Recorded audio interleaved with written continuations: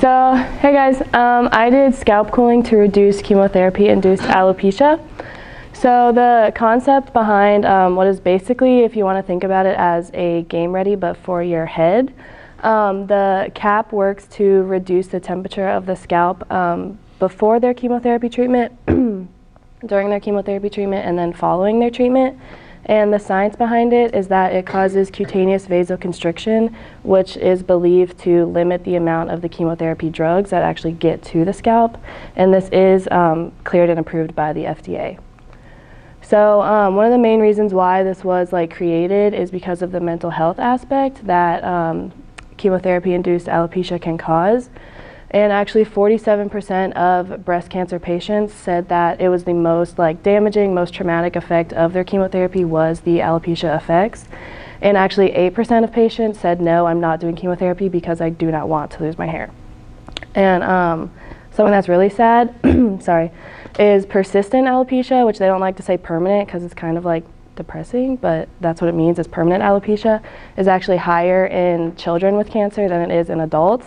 And 40% of childhood cancer survivors do end up with permanent alopecia, and that leads to higher risk of depression and lower self-esteem as they get older and into adulthood.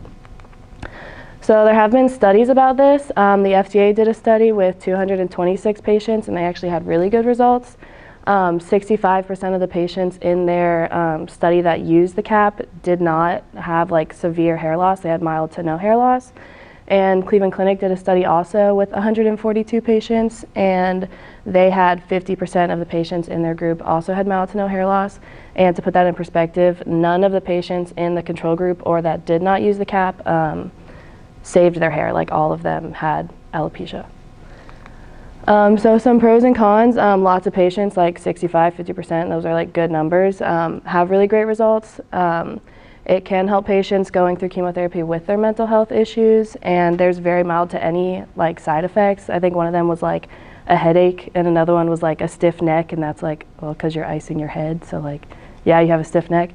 And then the cons, the price is kind of high. It's $1,500 to $3,000, which is a lot, and that's not per treatment, that's over the course of their treatment.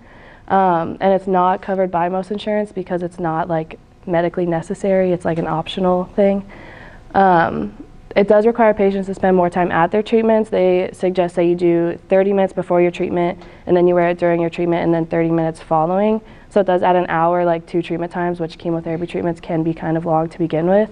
And of course, it's not 100% effective. So relating this back to athletic training, in 2018, it's estimated that over 15,000 children in the U.S. between the ages of 0 to 19 will be diagnosed with cancer. So that's our age range. That's middle school, high school, first years of college. And there's also several professional athletes. These are 2 women that both had breast cancer. They are Olympic athletes. And then the reduction of hair loss can help support positive mental health in our athletes. I think that mental health is something that we're all starting to talk about a lot more, especially with Karen, all these things we're discussing. And I think if there is a product that can help promote positive mental health with patients that are dealing with something that can be very traumatic to begin with, I think it's something that we should all look into. And that's it.